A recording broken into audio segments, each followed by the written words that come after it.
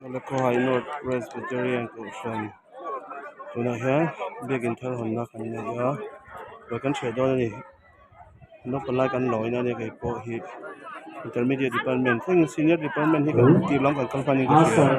cho i to wa te saria khan vengla kan jana wangin kan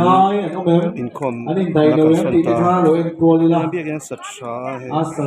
cho i moi to kham mai trong oi te kan lo ma nei chuan chan go lo ve na na nei lo hian nei to chia lo te kan ma nei chuan January ni saria hen kan asa hongani all thong de senior kan ma nei majority chuan na honga khoi counter ne secretary tu senior ngai in na troyom bokka tin ren la zui te thanga te tha ko ron lo kang nen en kan she kolila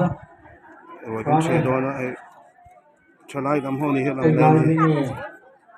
so ta school ko ta son nu le pa tu som bok chin nam che bok nga khoi counter nge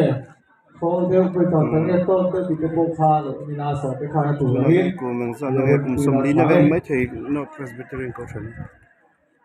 in a golden jubilee te pon la manga kum som ru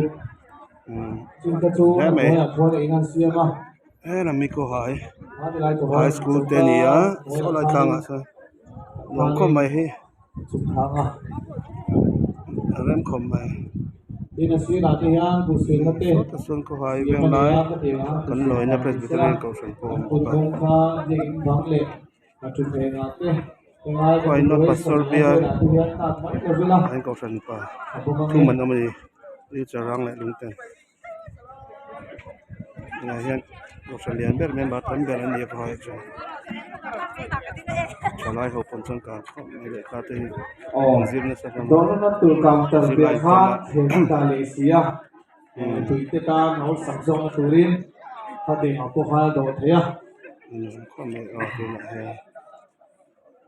những có bạn đồ về đồ năng